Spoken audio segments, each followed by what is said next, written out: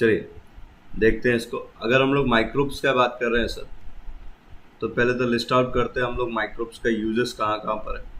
तो माइक्रोब्स हम लोगों का यूजेस कहाँ कहाँ पर देखने को मिलेगा। Will see the use of microbes in house hold, will see the uses in industries, okay, we see their uses in sewage treatment,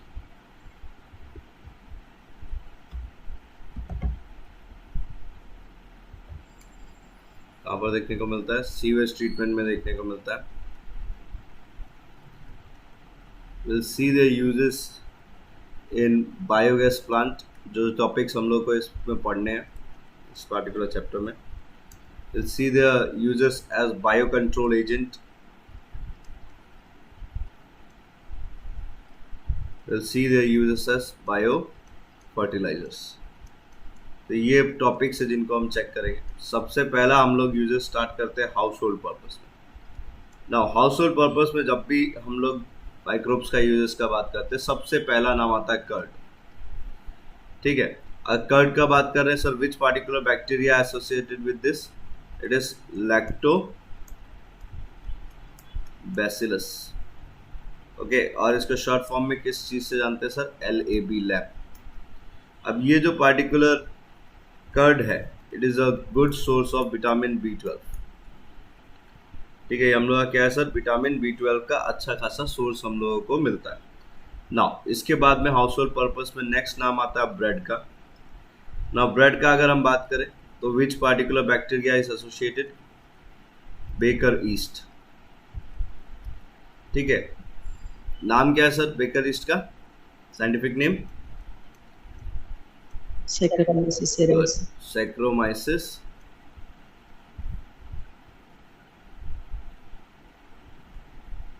सर्वेसिए।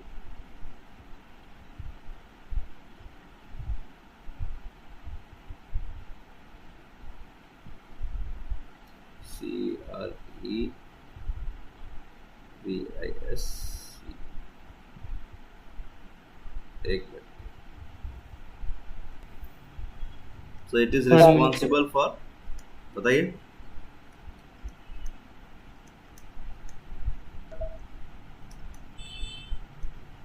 Swelling of dough. और ये जो प्रोसेस है सर स्वेलिंग ऑफ डव का, इसको बोलते हैं लिवेनिंग। तो ये वर्ड पे क्वेश्चन पूछा जा सकता है सर, इंपॉर्टेंट है, ये वर्ड को याद रखिएगा, इट्स कॉल्ड लिवेनिंग।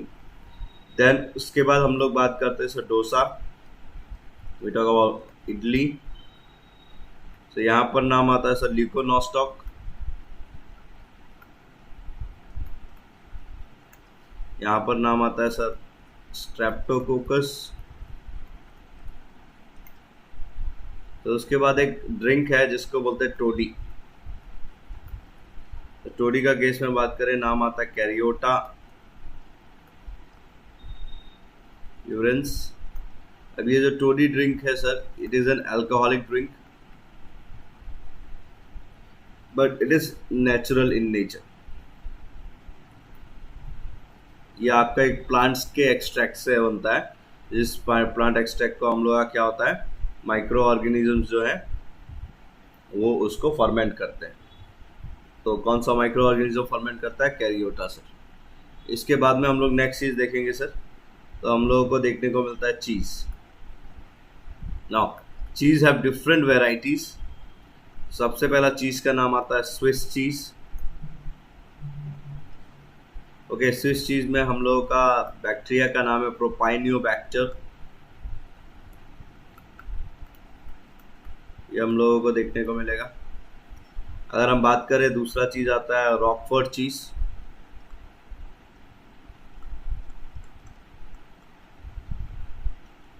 तो यहाँ पर हम लोगों को नाम देखने को मिलता है पेनिसिलियम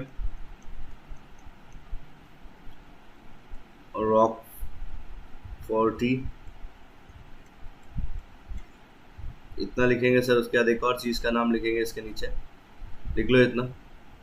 जब भी हम बात करते हैं foods like tungrymbai which is fermented soybean या बैम्बू शूट या फिश, तो जब भी आप एक फर्मेंटेड फूड का बात करते हो, fermented food have more nutritional value as compared to your particular normal food which we have. Okay, एक नॉर्मल सोयाबीन और एक आप फर्मेंटेड सोयाबीन का अगर आप बात कर रहे हैं तो fermented soybean have much more nutrition value as compared to the normal soybean values. Now these are the things which are there in household uses. Now इसके बाद हम देखेंगे इंडस्ट्रियल यूजेस में हम लोग का किस तरीके से काम आता है. If we are talking about industrial uses, let's see microbes in industrial uses. Now industrial uses में अगर हम लोग बात कर रहे हैं सर, तो सबसे पहला काम आता है सर बेवरेजेस इंडस्ट्रीज.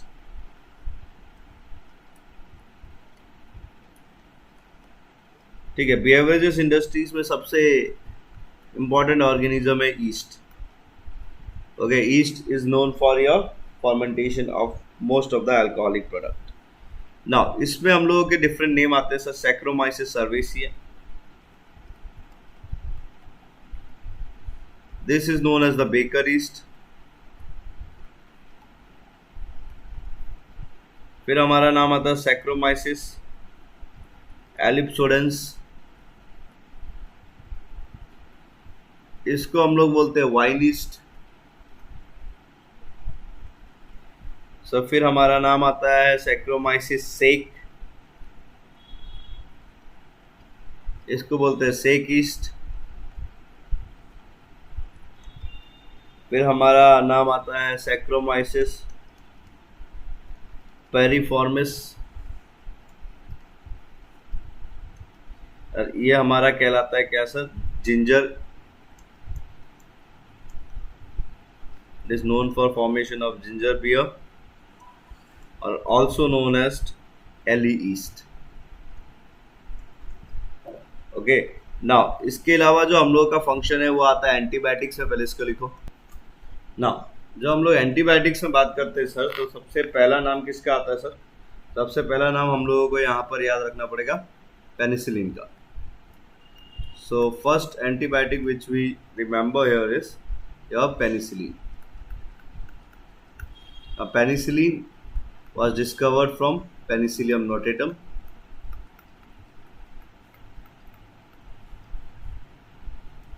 किसने डिस्कवर किया था sir?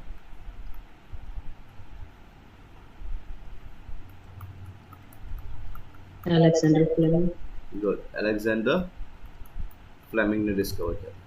So penicillin is also remembered as your wonder drug at that time. ठीक है. Now इसका जो particular discovery था that was done by Alexander Fleming.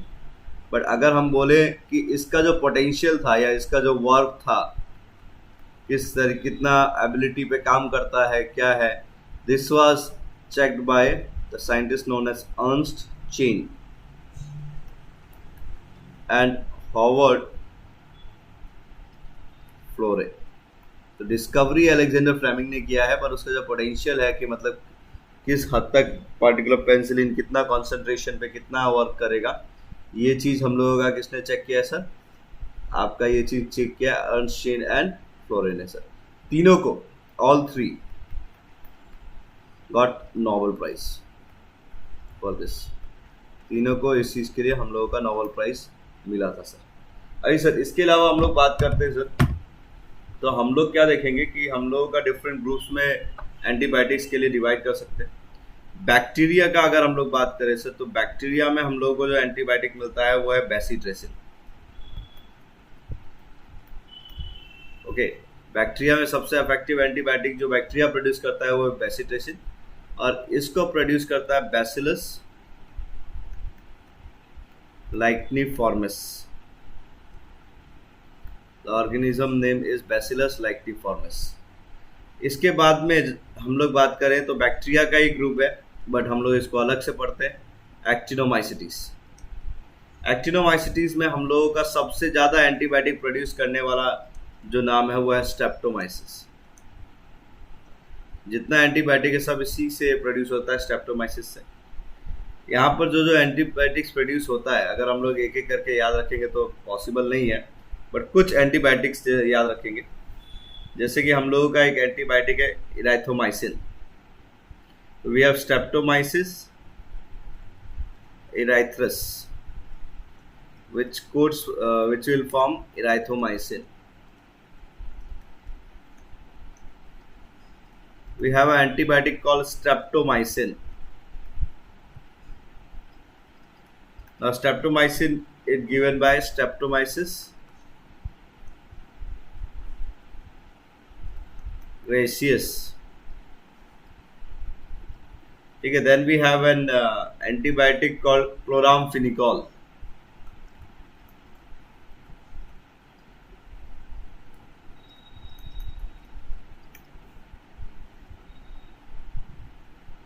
This is given by Streptomyces vaniculae. Okay, so we have different groups of actinomycetes which gives.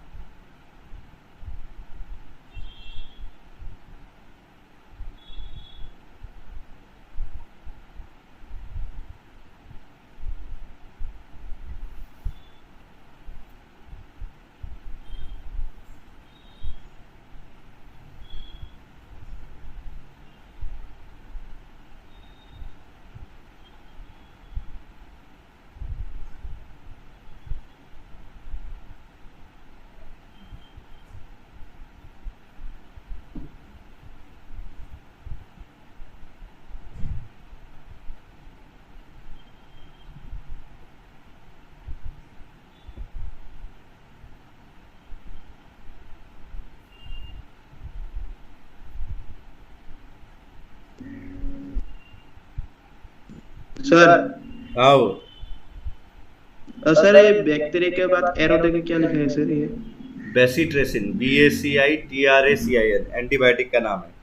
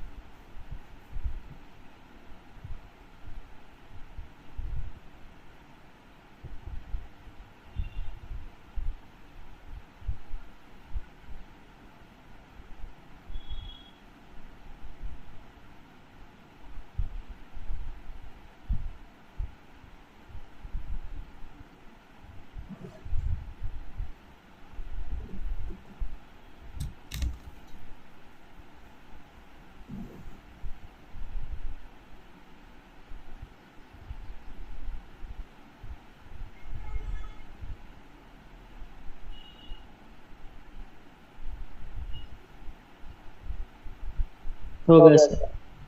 हो गया वो? हो गया सर। चलिए आगे देखते हैं। तो ये तो हो गया सर एंटीबायोटिक्स को लेके। सर एंटीबायोटिक्स को छोड़ के हम लोगों का इंडस्ट्रियल उसमें बात करेंगे तो हम लोग क्या देखते हैं sir?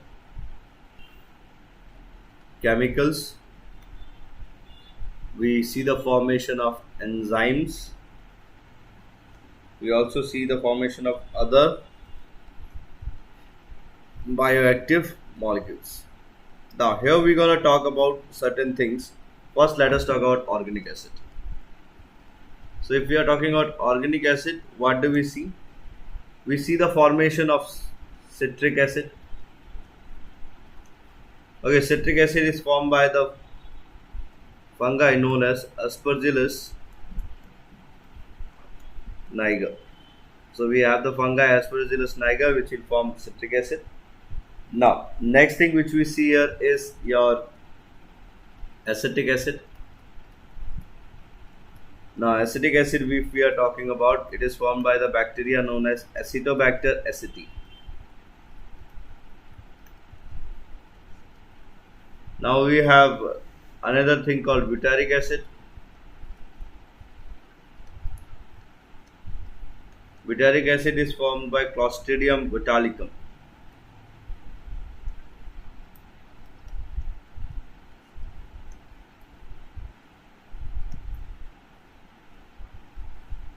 Next we have lactic acid. The lactic acid is formed by Lactobacillus. Okay, now इसके बाद हम लोग क्या देखते हैं sir? We have certain enzymes which play important role in industries. So in enzymes we have enzymes which are formed in industries is lipase. Now lipase is basically formed by the particular fungi known as Candida lipolytica.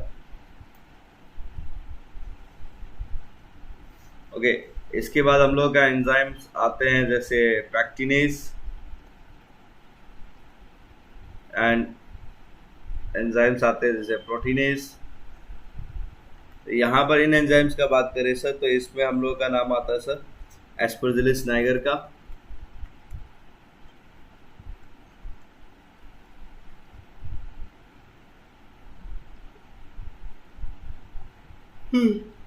इसमें हम लोगों का नाम आता है sir दूसरा there are certain bacillus species which are also involved, which is among the bacteria which will produce this. Then we have the third type known as amylase, which is also an enzyme. इसके नाम आता है sir Aspergillus. तो इसमें नाम आता है sir Rhizopus. तो इसमें एंजाइम आता है सर हमारा बैसिलस जो इस चीज़ के लिए बेसिकली रिस्पॉन्सिबल है. ठीक है, इसको लिखिए. तो फिर दो और चीज़ में हमारा नाम आता है sir we have something known as cyclosporin. Now cyclosporin क्या है sir? This is a immunosuppressor.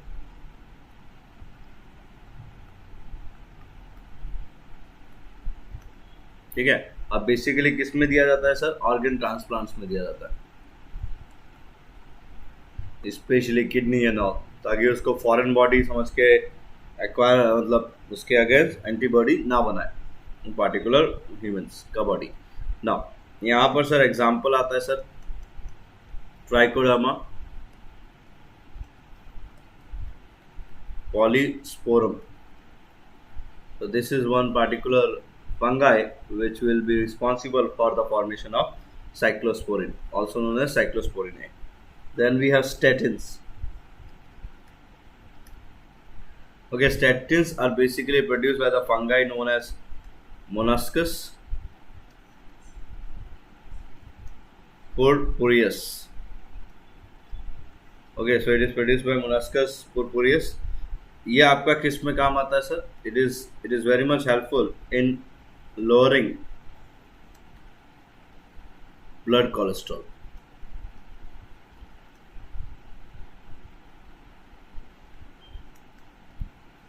ठीक है, इसको लिख लो. तो फिर हम लोग बायोगैस प्लांट स्टार्ट करते हैं. माइक्रोब्स इन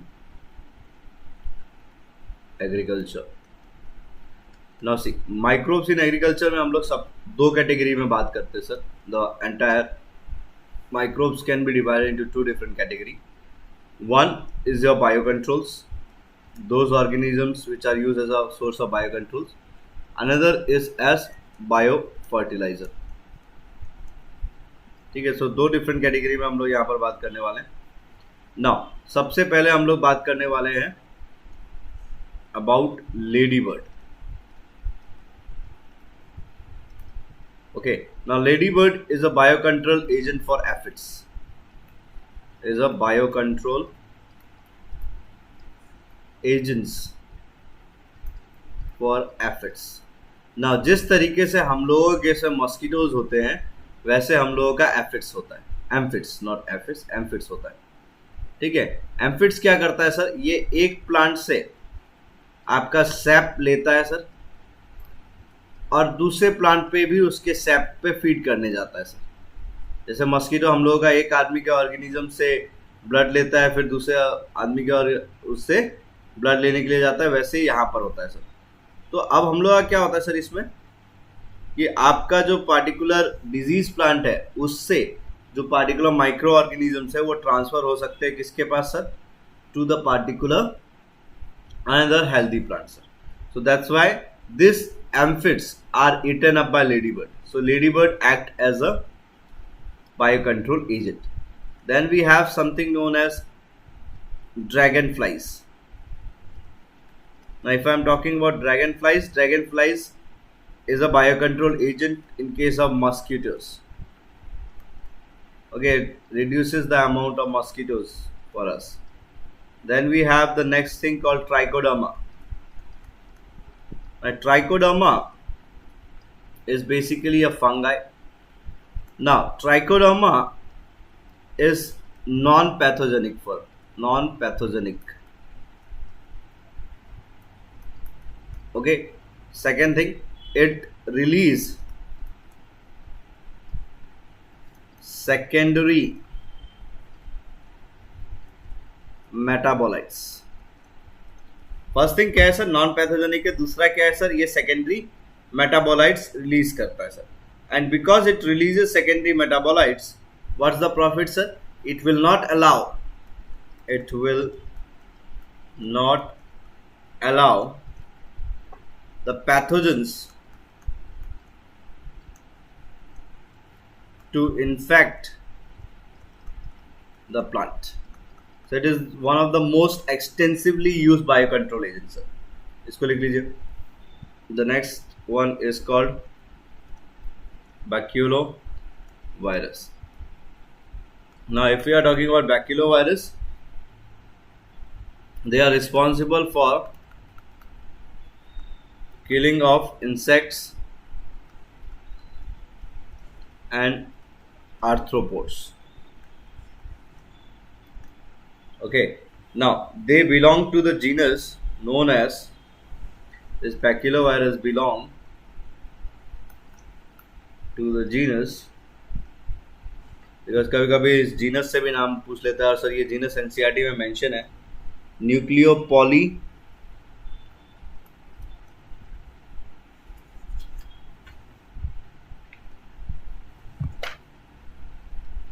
एक second sir, nucleopolyhedrovirus, also known as NPV in short form. So इसके अलावा अगर हम बात कर रहे हैं सबसे important organism which is used as a biocontrol agent is your particular Bacillus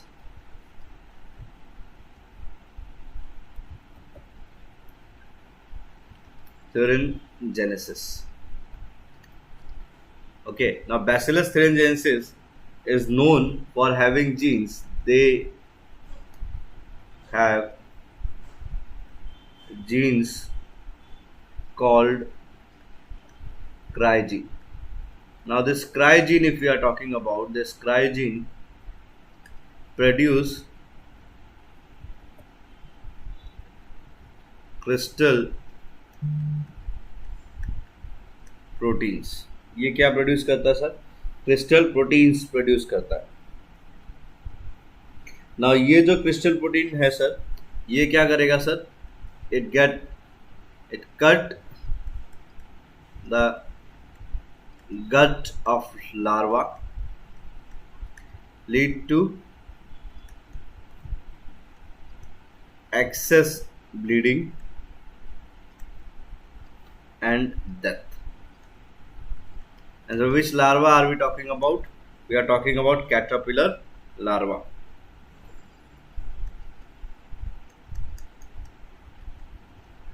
Okay, so this was in case of your particular biocontrol agents. Now, apart from this, we talk about biofertilizers. तो इसको लिख लीजिए, bio fertilisers एक ही बार में लिखाते हैं. नसिया, अगर हम लोग बायो फर्टिलाइजर्स का बात कर रहे हैं सर, बायो फर्टिलाइजर्स को हम लोग 3 डिफरेंट कैटेगरीज में डिवाइड करेंगे. एक है हमारा bacteria. There are certain bacteria which act as biofertilizers. दूसरा आता बैक्टीरिया की कैटेगरी में है सर, बट अलग से लिख रहे हैं इसको हम लोग साइनोबैक्टीरिया. और तीसरा हम लोग लिखेंगे सर या फंगाई. तो let us start from fungi itself. तो फंगाई में हम लोग कहाँ क्या देखते हैं sir? We have something known as mycorrhiza which shows symbiotic association with higher plants. Okay, ये हम लोगों का हायर प्लांट से सिम्बायोटिक एसोसिएशन दिखाता है. और आपको अगर याद हो तो हम लोगों ने इसके फंक्शंस लिखे थे, जहां पर ये आपका मिनरल अपटेक्स को बढ़ाता है. It also control the amount of minerals which are going inside. Many other activities which are perform by them. Now talking about bacteria, we have the first example called rhizobium. We all know rhizobium as the nitrogen fixation in legume. They are present in legume and responsible for nitrogen fixation there. Then we have something known as azospirillum. We have something known as azospirillum, S-P-I-R-I-L-L-U-M, spirillum. We have something known as azotobacter.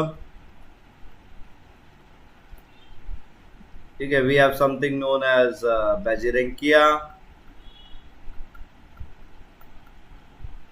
अगर इन सब का बात करें sir, ये क्या करते हैं सर?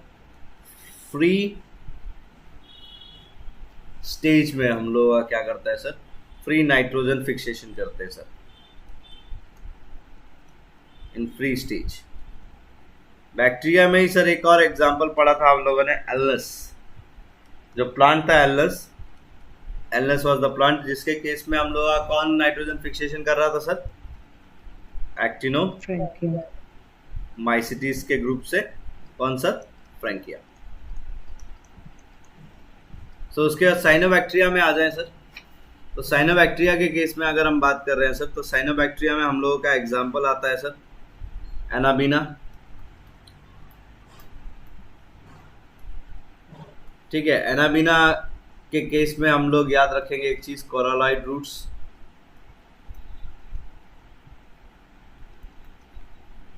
हम लोग याद रखेंगे सर यहाँ पर एग्जाम्पल नॉस्टॉक. सर हम लोग यहाँ पर एग्जाम्पल याद रखेंगे ऑस्किलेटोरिया, which are all responsible for, all these three are responsible for nitrogen fixation. So these are your organisms which play important role as your biofertilizers in case of different plants. लिख लीजिए sir. इसके साथ एक और example लिख लो. In case of cyanobacteria you have Aulosira. ये भी आपका राइस फील्ड में नाइट्रोजन फिक्सेशन कराता है.